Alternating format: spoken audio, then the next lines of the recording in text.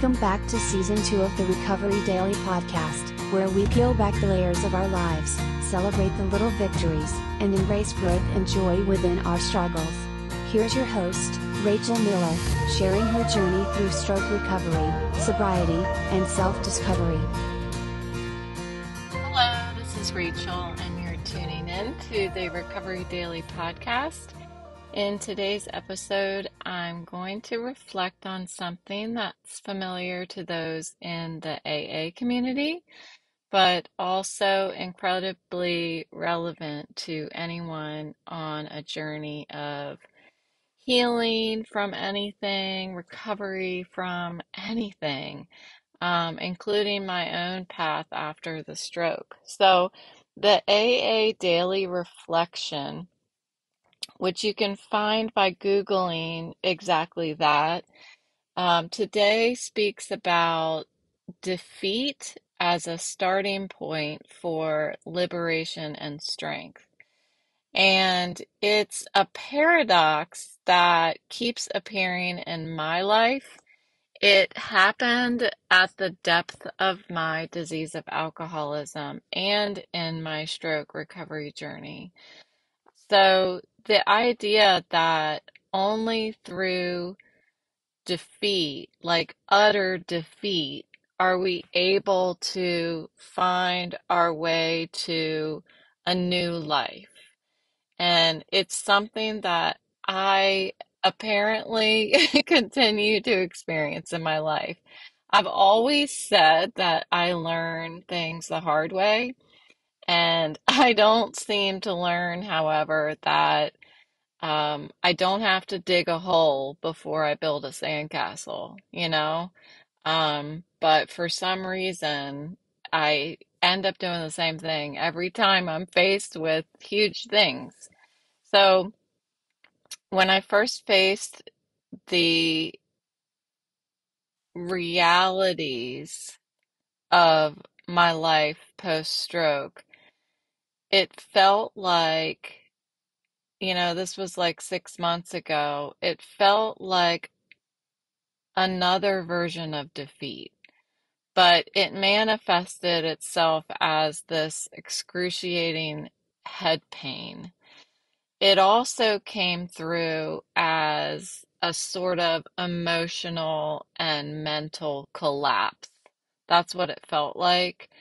And what some friends of mine in sobriety call a spiritual checkpoint. That's a really light-hearted way of saying, like, it's a big deal, but it's a nice way to say, like, you're up against a challenge. What are you going to do? Are you going to lean into your program? Are you going to lean into your higher power? Or are you going to just dig a hole, you know? So, much like my struggle with alcohol, my initial reaction to the stroke's impact on me was this desperate attempt to hold on to some sense of control, to believe that sheer willpower could restore everything back to the way that it was. Like just keep swimming, like Dory on Nemo, Finding Nemo. That if I don't look at the problem, if I just function around the problem, function despite of the problem, it will just dissipate on its own. But here's the thing, in recovery, be it from addiction or from a life-altering health event, there comes like this moment of clarity for me that happens, but it only happens when I reach this point of defeat. I don't know why, I don't know how, but I seem to keep being gifted over and over with the ability to draw in, to focus that a change needs to happen when I'm at my very lowest. And I don't even know if I believe I can do it. I don't know if when I draw into focus that a change needs to happen. I don't even know if I'm recognizing that it's something I can do. It's like I don't have a choice. Something has to change. Um, this moment when I realized that my resilience doesn't come from fighting the current, but rather steering within it. So for me, admitting that I couldn't reconstruct myself the way that I was prior, before my stroke or before uh, I became severely ill with alcoholism. The moment I accepted, like I've talked about this before, yes, the ocean wave just wiped out my sandcastle, and I can build a new one, but I can't ever have that old sandcastle back. It's gone. And this was my moment of surrender, like my first real step towards healing in both sobriety and stroke recovery. And in that surrender, in that acceptance, I found freedom to reimagine my path and what my future self looks like. Uh, Recognizing that things weren't, or they're no longer going to go as planned in my life. So instead of ignoring it and fighting it, it was time to grieve as long as I needed to grieve. And when I started, when I admitted defeat and left my job and started this full-time stroke recovery, you know, I felt like that initial just overwhelming grief. Um, what I didn't know is how long that was going to take, or if it's even done yet. I don't think it is. I think I'm still going through these stages of grief. I mean, it's my whole life that I have been building a career. So, um, but I have noticed that I've started to like get the canvas and paints out to start drawing a new picture of what my future self looks like, what my path looks like. There there is another plan for me, and I've been jolted into this realization that I'm not in charge of everything. I'm not the director of this play. I'm just an actor. And that's hard sometimes to change from feeling like the director. And that's ego.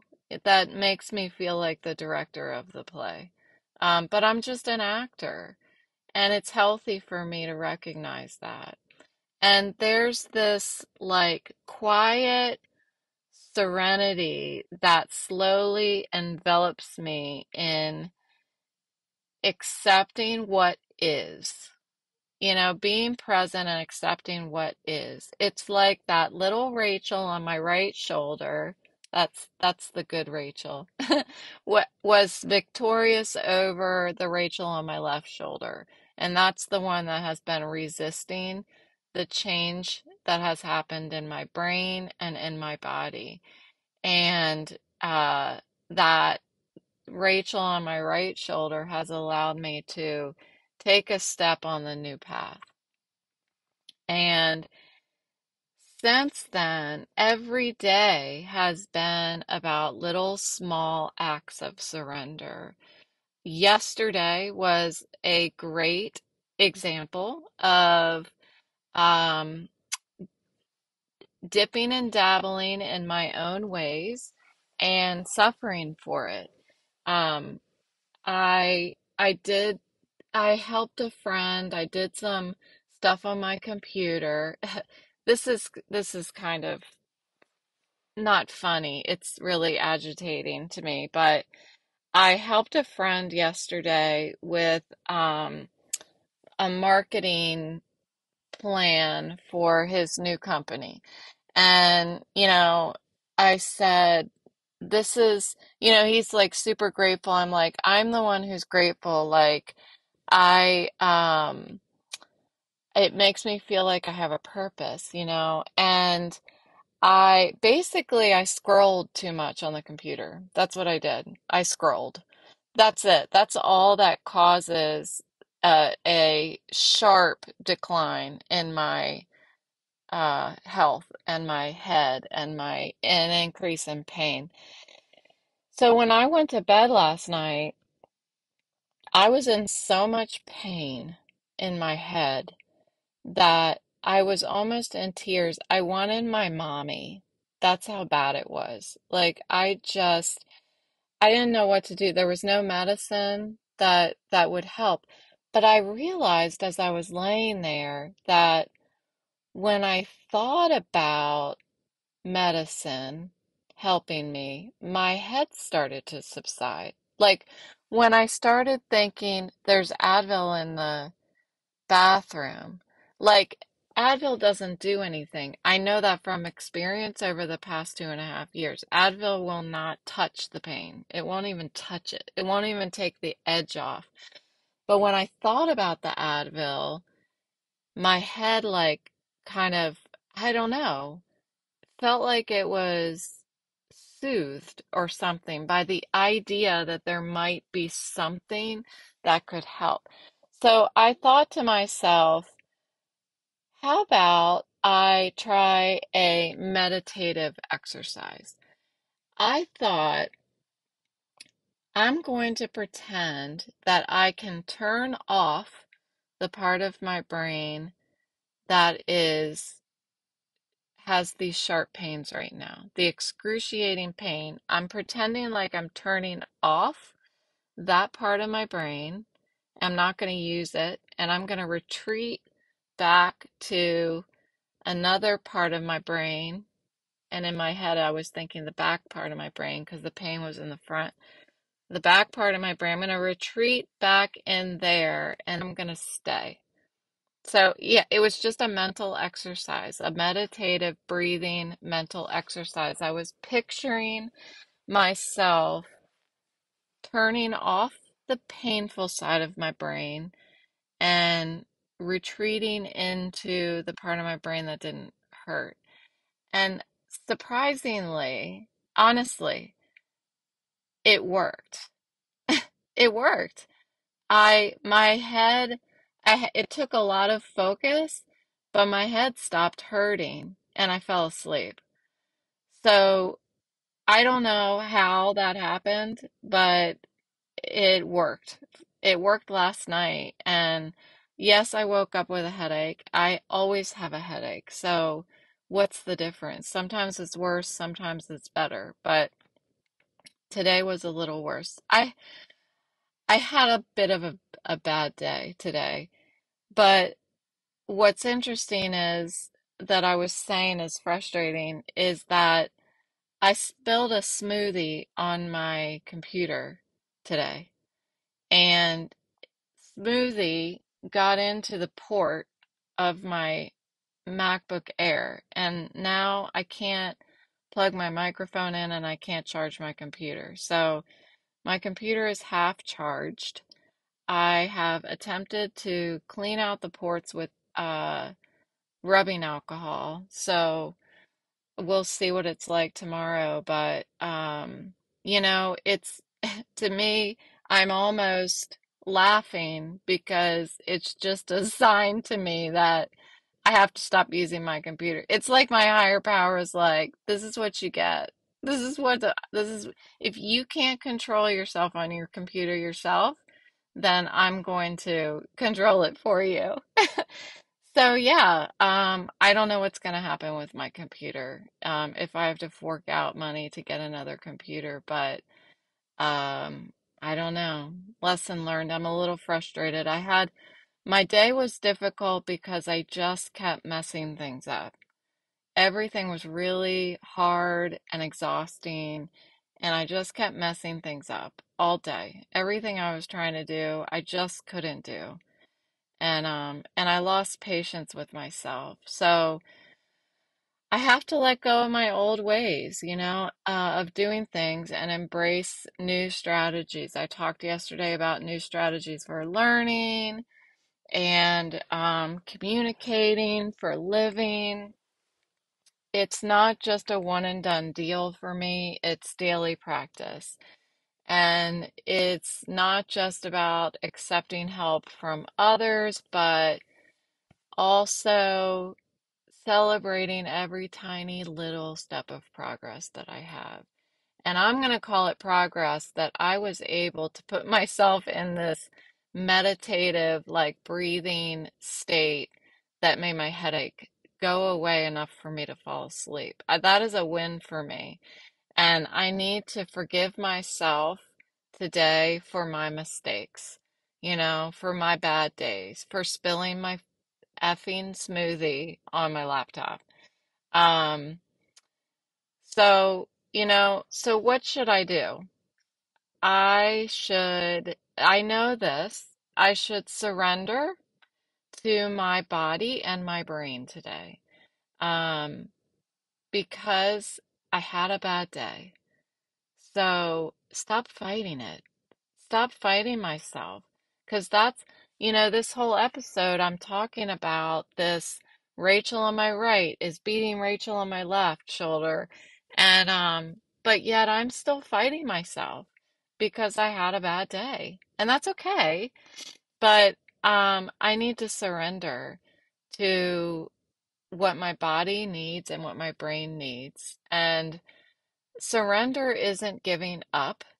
It is giving in to a new way of life and one that's not built on the shaky ground of self-reliance, but on a firm bedrock of acceptance and support and community with you all. Um, so I'm just going to be gentle with myself and do whatever I have to do. Just do whatever I have to do. Everything is okay. So, thanks for sharing a piece of your day with me. With every act of surrender, we are building a life of purpose and peace and freedom from these constant internal battles. So, thank you so much for listening, and I'll talk to you tomorrow.